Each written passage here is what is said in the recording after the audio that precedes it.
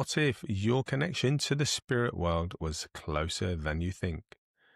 What if your unique way of seeing the world is the key to connecting the two worlds? Welcome to a Sanctuary for the Soul podcast. Join us as we delve into the heart of spiritual development, from the practical guidance and mediumship to the best way to live a heart-based life. We are here to facilitate healing, awaken your intuition, and help you navigate your path with confidence. Speaking from our own deep journeys, we've learned to experience the world and the spirit world with a unique sensitivity. This is our space to share that perspective with you. Let's explore the connection together. Well, good afternoon, evening, morning, or any other time in between. Hello, Liz. How are you? I'm really well, thank you, Sandy. How are you? Yes, not too bad. Fair to middling, as they say. So, we have a plan, and that plan involves talking about our Energy Healing Diploma, an accredited, easy for me to say, an accredited Energy Healing Diploma with IPHM. Yes. Now, we are running a diploma right now, and it finishes in June. Yeah, our last one in June. Our last class is in June. But there is good news. Do you wish to tell the viewers or the listeners what the good news is? Yeah, so we start again in October. And Fanfare. yeah.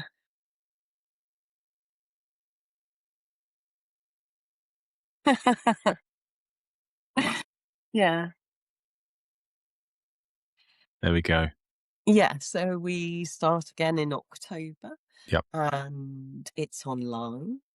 And we have talked about this before, but I think today we're going to cover aspects that we didn't cover last time, particularly around our own personal views around Link. So it gives people an idea, doesn't it, of why we teach the way we do and what to expect if they come and join us, apart from a really lovely time. Lovely time indeed. Yeah. Here's a question. Do you think that the teacher or teachers, do you think that they have to have all of the answers and have experienced all the stuff and worked everything out before they start teaching? Or is there an element of work in progress, or are we all at a stage of understanding, but we never really get there, or something in between? I think it's like most things, isn't it? Particularly, it made me think about my driving test when you were talking about that. Well, I had a few, more than a few. And I was thinking, you can learn so much, can't you, from certain things, your training, but really, I think you really learn and develop when you're actually in the moment and doing what you're doing. And it's an endless process, isn't it? You're not going to have every answer for people that come on the course, because they're going to come with different things, different scenarios, different questions. So it's a constant evolvement. I think a lot of the time, I'm learning just as much from those people who attend my sessions and courses as, I hope they're learning from me in a way. They're always bringing something different, or another perspective, or another question. And, like the other day, we had a question on the diploma, and I decided that you were best placed to answer that, because it's, more your area. So Well, I think it's a constant evolving process. Yeah, I think back in the day, back at the start of teaching anything, one thing that I was really worried about was that Mm, a student might ask me a question and I wouldn't know the answer. And okay. that really Yeah. bothered me.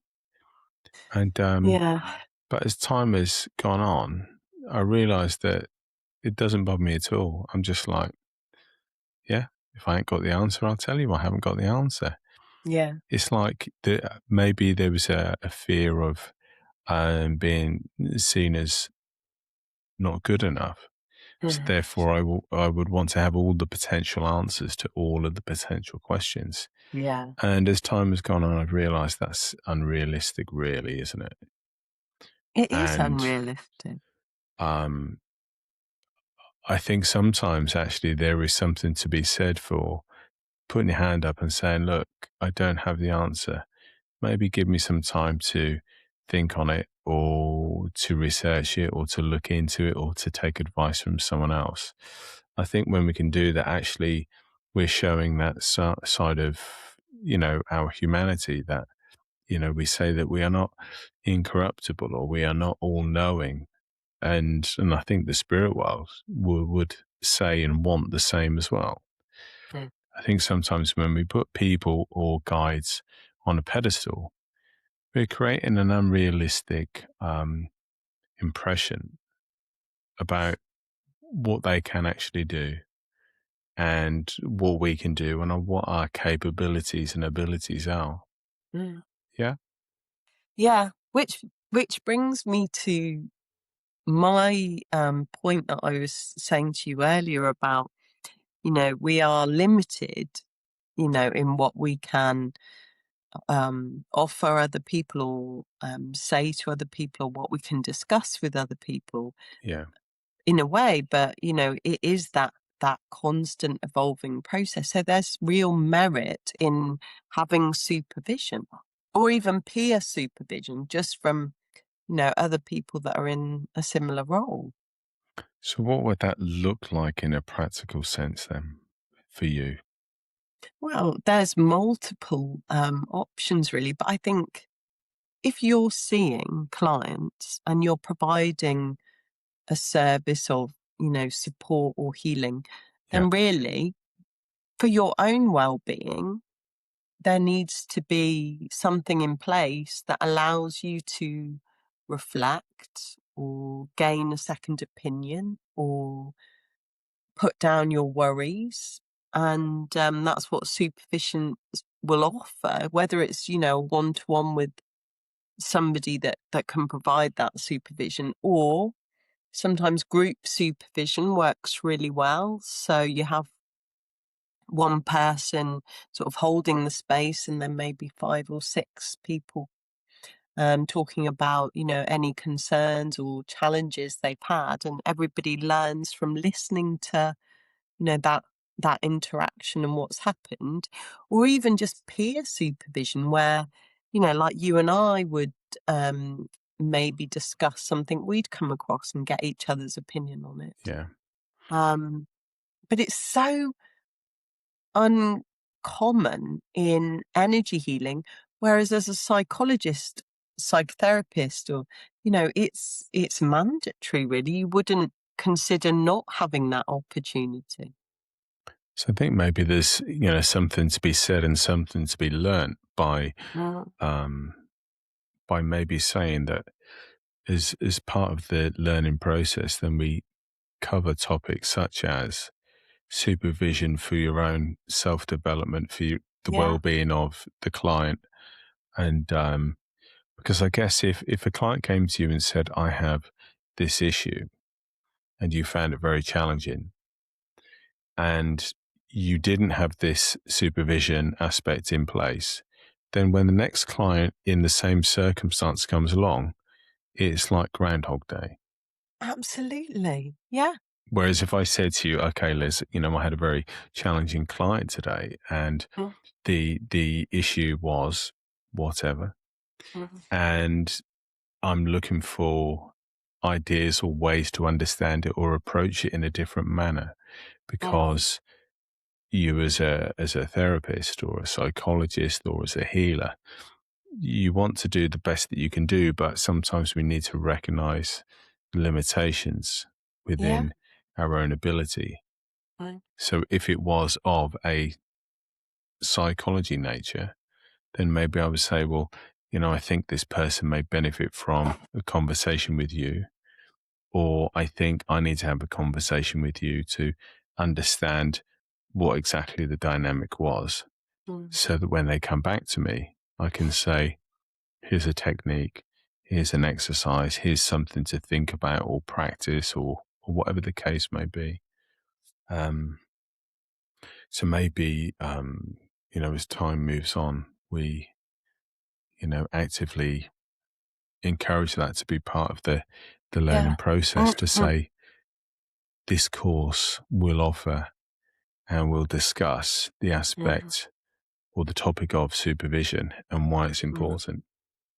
Yeah, and also just so that, you can put down some of the thoughts you've had about your Mm, client and not, feel the overwhelm that I think sometimes we can feel in terms of responsibility. Um, and I think you just hearing someone else's perspective on something can yeah, be really, it can be really, really helpful. And I just think, why wouldn't you do that? I can't imagine not having supervision. I look forward to it, not only because I can, you know, share, any concerns I've got, but also get inspiration yeah, or, ideas. And I think it just really improves my practice. And that's the other thing about the way that we're teaching the diploma is that we're helping people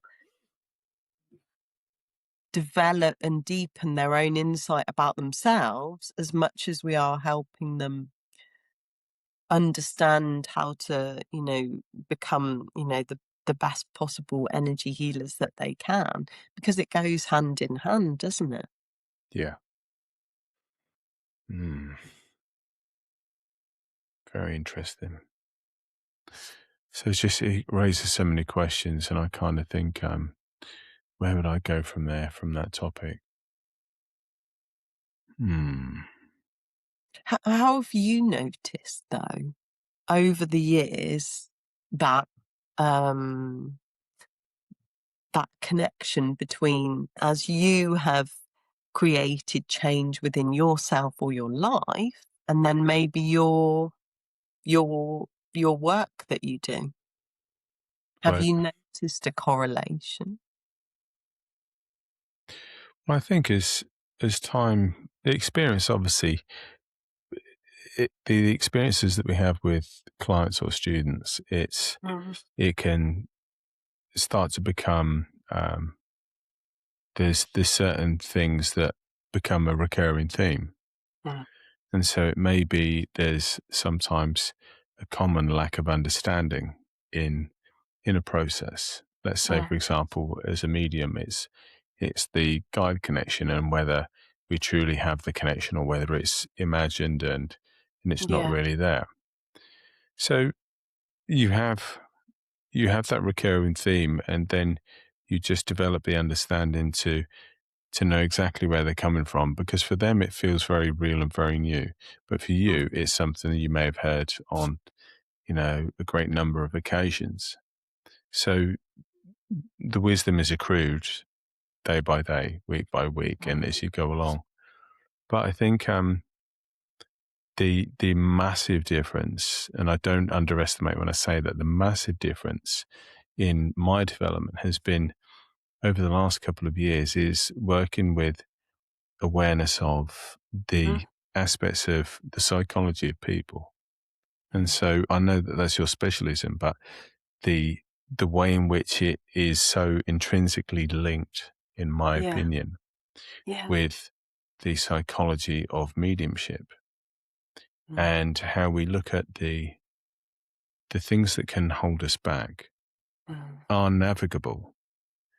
And so we could say, I don't feel I don't feel spirit. And then before I would say, well, okay, maybe you'll see them. But now I would maybe challenge that and go, why do you feel that you don't feel them? Because we know that we're sentient beings. We Mm, know that absolutely, if we choose to, we can. mm, And I would say then there is almost certainly a psychological reason why they don't want to feel, because it could well be that something has happened prior to that moment, yeah, which has caused them to want to protect themselves by not making themselves vulnerable or sensitive yeah, to the energy of the spirit world. And that may have been caused by comments or a physical reason yeah, why they may feel that way. So I find it very intriguing when someone says something. I'm always analyzing in my mind about what they may mean by that, and mm, maybe looking for ways of helping them overcome it. And while having those questions in my mind doesn't make me a psychologist, the psychology of people is part of mediumship, mm, because it's a mental process, isn't it? So if we can strip away these outer layers of protection, of psychological barriers that people put up, like judgment, fear, criticism, self-worth, and the list goes on. If we can deal with all of those things, we can get to the heart of who you are. mm, And if you can get to the heart of who you are, you get to mm, the heart of mediumship, which is connecting with love to love. mm. It's as simple as that. But So, for you, Andy, hmm, everyone would love to hear an example of would how they? of how some That's an in assumption. internal change or shift or awareness, how it has impacted your mediumship or healing, how your inner growth. How have you noticed that?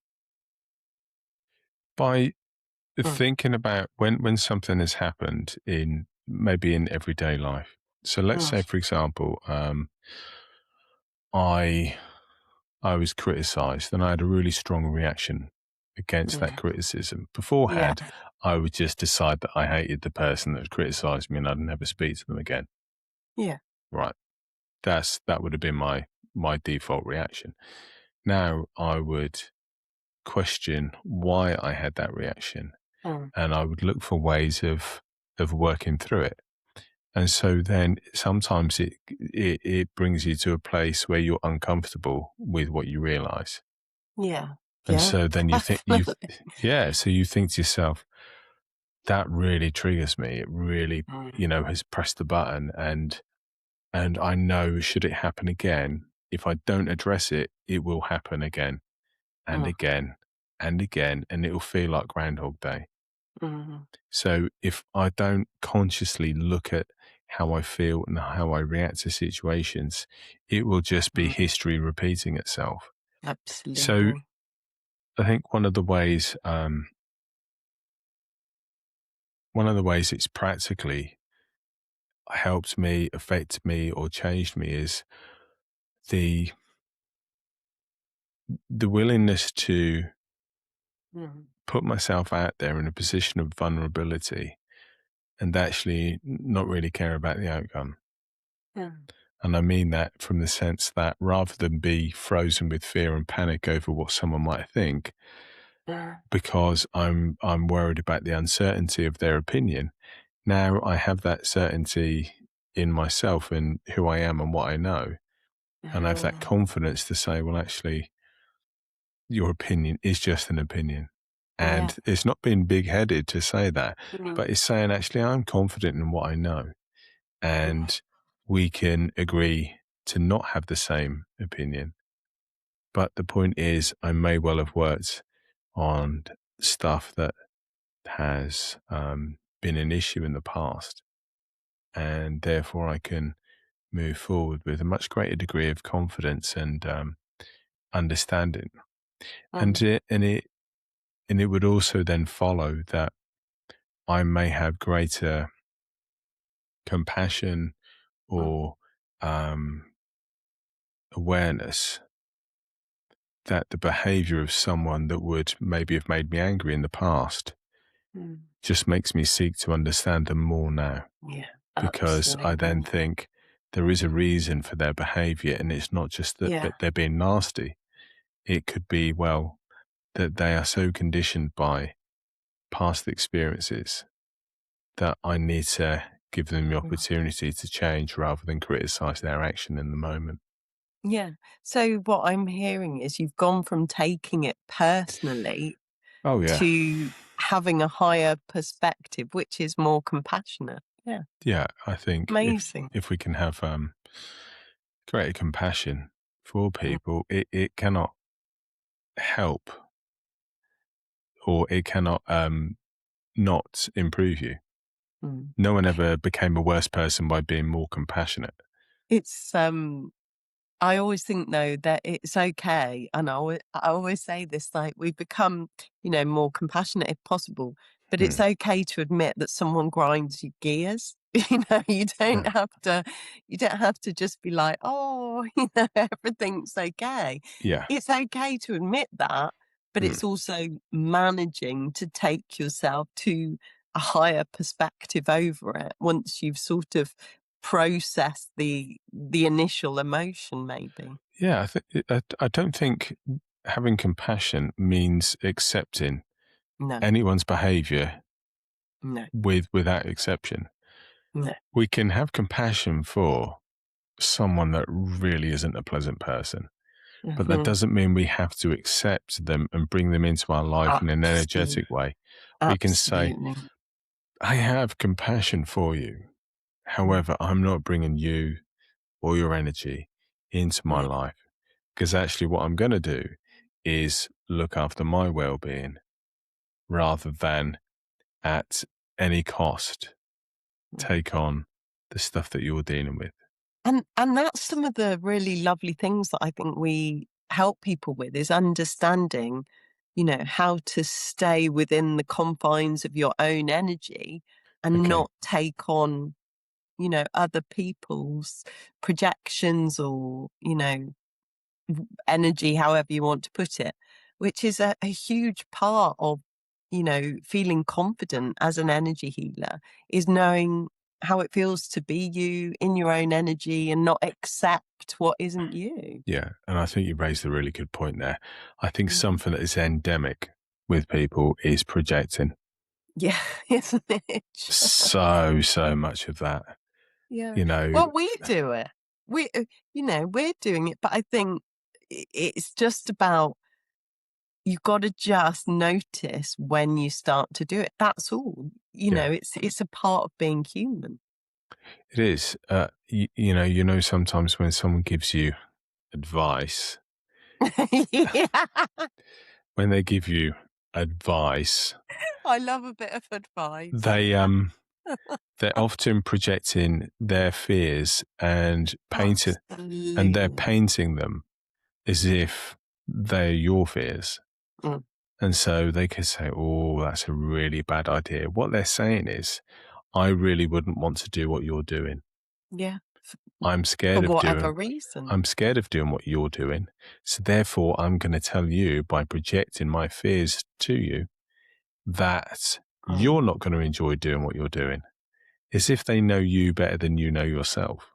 yeah, and it's no it all you have to do is start to become aware of that and Mm. not take it in because, you know, unfortunately, we're experiencing that all of our lives from when we're children to, now. And it affects our confidence or sense of knowing who we are. And it's just starting to, and I think that is one of the things we do talk about quite a bit is just understanding what is ours, Yeah. not accepting anything that isn't It's really. almost like a psychological version of you are what you eat. Yes, It it is, is. isn't it? You are what Yeah. you eat. You are almost certainly Mm, a reflection and, in some way, a similarity of mm. the people that have influenced and judged and brought you up Yeah. to this very moment. Until you become fully consciously aware of it And and you change decide, to yeah, change. And Exactly. decide, okay, I'm going down this path because Yeah. that is right for me. Yeah. Yes. So nature may say, okay, so you're going to follow a path that is reminiscent of, let's say, your caregivers. Mm. However, nurture is you are going to take decisions based upon what you know is right for yourself because you've become self aware and you are going to nurture yourself in a different direction. And so, Absolutely. therefore, you are changing the narrative. Mm. And this is, part of that course is that we're saying to people, well, Mm. do look at yourself as well. Okay. Yeah. If you want to be that, as Frank Foolsgrove says, if you want to Mm. be that hollow bone, you need to scrape out all the stuff that's inside you that is holding you back. Yeah. You need to work on the stuff that needs working on. You need to let go of the stuff that you're holding on to. And you need to fill yourself with the stuff that is going to drive you forward, that is going to inspire other people, that is going to make you the best version of yourself that you can be. Mm. And so much of that is that we are carrying baggage that Yeah. someone else has given to us. All right. Mm. So you have gone to that carousel at Heathrow Airport and Picked up loads of bags. you have picked up loads of bags that aren't yours. Yeah. All right. Or someone has just said, here you are, have another bag and Yeah. another. And before you know it, you're bent over double. You've got about 20 bags on you and you're collapsing under the weight Yeah. because all the baggage isn't yours. Yeah. And what a lovely experience, though, to go through a transformation of letting go of Yeah. projections and baggage. And, I think a lot of the time there is an assumption that going through a transformation or a healing Yeah. process or a period of shadow work or something like that, I think there can be an assumption that it's going to be horrible and unpleasant. And No. actually, you can bring in humor and you can, look at things in a different way and get a different perspective. And it can actually be really enjoyable because quite quickly, as you change your inner world, you start to experience change in your outer world purely Yeah. because you're making different decisions Yeah. and you're showing up with a lighter, you know, energy and way of being that again just changes the way things start to happen for you. So it's not always a really draining or overly emotional Yeah. experience. Actually, sometimes it can just be quite light and enjoyable. Yeah. And I think that there's so many people navigate life and they see the emotions and they see the comments that maybe that they Mm. received when they were just children. Yeah, All right. They exactly. take them as a child and now they're in their 60s or their Mm. 70s and they are still fundamentally that 5, 6, 7-year-old I child. know. All right. Outwardly, they're a pensioner. Inwardly, they've not even left Mm. school yet. All right. And they're carrying the burden of all of those Mm. comments, all of those projections of other people, all of those demands, realistic and unrealistic. Mm. But until you start to look at those and you start to think to yourself, why do I feel that way? Why does Mm. this pattern of behavior keep finding a place within me Mm. to keep operating? And until you're Yeah. ready to say, right, let's press pause on this. Mm. Now let's study it. Let's analyze it. Let's look at Mm. ourselves and let's do something to then press play and start to go forward with a clean slate. Mm. And I think unless we're willing to do that, then how can we truly be the best healer that we can be and truly Can't. understand the person that has come to our door and Mm. then said, this is the issue I have. I would like some healing, whether that's in the form of a therapy such as yourself or an energetic experience, or whether it's a mediumistic experience, or Yeah. whether it's a healing or listening experience. Well, a huge amount, and Mm, there's loads of research to reflect this. A huge amount of the experience of going to a therapist or an yeah. energy healer is actually the relationship that you have with that person. That's Okay. a huge part Mm, of the healing because it's how you feel in that person's presence. So surely the process of change within us and becoming, you know, more and more clear and is so important because that relationship plays such a big role in someone's healing. Yeah, I mean, completely. It's just looking at, you just resonate with someone when you feel energetically that that person has lived, you know, experiences similar to yourself. You feel like a Mm. kinship and like, yeah, this person gets me. Yeah. And I think that can be taught from a book, but a Mm. lived experience really carries some weight and some gravitas, doesn't it? Mm. It really does. So we're looking we're looking at the course in October Mhm. and the fact that it is going to be accredited. So, you know, how is that going to assist or help someone move forward? You know, if they decide to take that course with us, what you know, what would we say is the point of it, really? Yeah, so it's accredited by IPHM, which means that everything we teach on the course can then, you know, be used in your own practice with clients. Yeah, And it's, you know, the course is recognized as being of a certain standard by IPHM, so can get insurance and feel confident really that you can begin your own practice. yeah.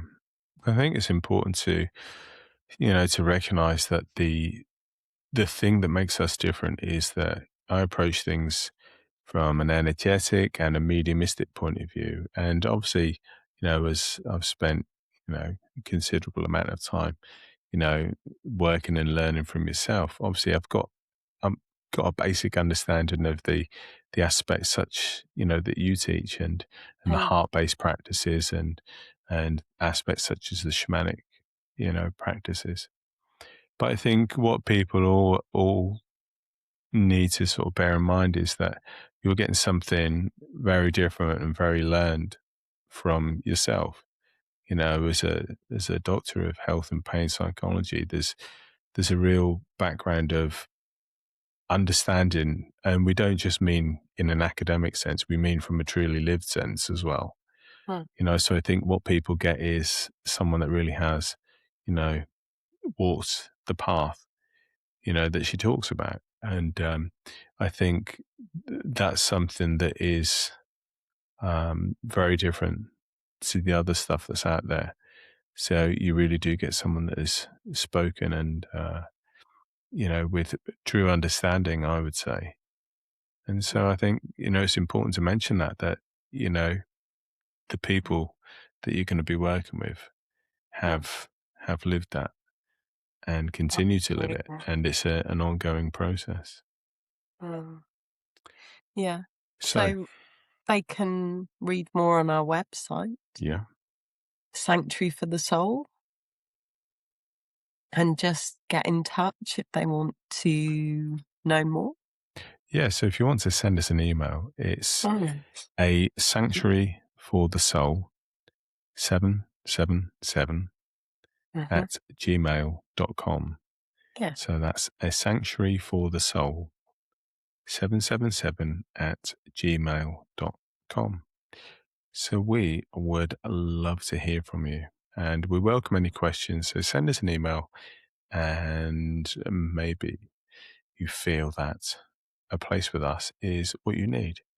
Mm. And of course, I would absolutely say that that is what you need because we Yeah. do know what we're talking about.